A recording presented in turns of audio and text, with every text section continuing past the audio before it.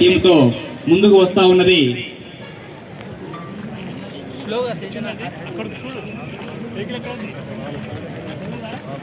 నంద్యాల స్వచ్ఛత దిశగా చేస్తున్న ప్రగతి, ప్రజల భాగస్వామ్యం, తడి మరియు పొడి వ్యర్థాల నిర్వహణ విధానాలను ఈ శకటం ద్వారా ప్రదర్శిస్తోంది. ప్రధానంగా ఇంటి వద్దనే చెత్త వేరు చేసే విధానం, తడి మరియు పొడి వ్యర్థాలను వేరు చేసే పరిశుభ్రతకు మొదటి అడుగు. ఇంటింటి చెత్త సేకరణ, వాహనాలు మరియు పారిశుద్ధ్య సిబ్బంది ద్వారా ప్రతిరోజు చెత్త సేకరణ పనులు, వ్యర్థ ప్రాసెసింగ్ స్వచ్ఛ మరియు పరిశుభ్రత అనేది ఒకరోజు కార్యక్రమం. అవునమ్మా, మీరు చెత్తని బయటికి ఇవ్వరు, మరి ఆ చెత్తను ఏం చేస్తున్నారు? ఈ విషయం మీకు ఎలా తెలుసమ్మా?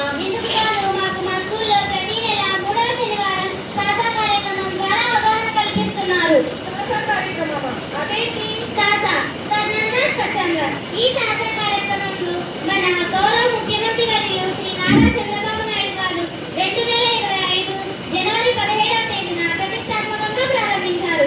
అప్పటి నుండి ప్రతి నెల 3వ శనివారం మా స్కూల్లో స్వచ్ఛత గురించి కొత్త అంశాలపై అవగాహన కల్పిస్తున్నారు. ఇందులో భాగంగానే మాకు 3 గుట్టల విధానం గురించి కూడా అవగాహన కల్పించారు. 3 గుట్టల విధానం అదేంటి? దీని గురించి కొన్ని నెలలుగా మన ముఖ్య అధికారులు మన వీధిలో అవగాహన కార్యక్రమాలు నిర్వహిస్తున్నారు కదా. మనమేమో మా ఇంటి చెత్త అనుకుంటాము, కానీ అందులోనే తడి చెత్త, పొడి చెత్త, మానవ చెత్తగా 3 భాగాలు ఉంటుంది. ఈ ఆకుపచ్చ రంగులో తడి చెత్త వేస్తాము. తడి చెత్త అంటే బట్టల నుంచి వచ్చే వ్యర్థాలు, పండ్లు, కూరగాయల తొక్కలు, మిగిలిన ఆహారాన్ని ఇందులో వేస్తాము. ఈ మిగిలిన డబ్బాలో పొడి చెత్త వేస్తాము. పొడి చెత్త అంటే కాగితాలు, అట్ట ముక్కలు, ప్లాస్టిక్ కవర్స్, గాజు సీసాలు మొదలైనవి ఇందులో వేస్తాము. ఈ ఎరుపు డబ్బాలో హానికరమైన వ్యర్థాలను వేస్తాము.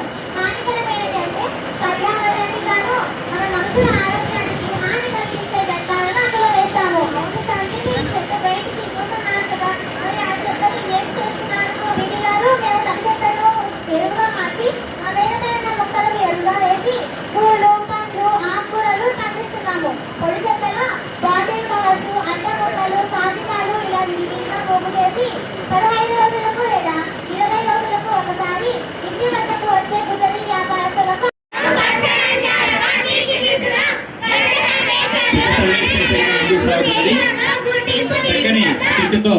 ఆదర్శవంతంగా వీరు ప్రదర్శిస్తున్నారు.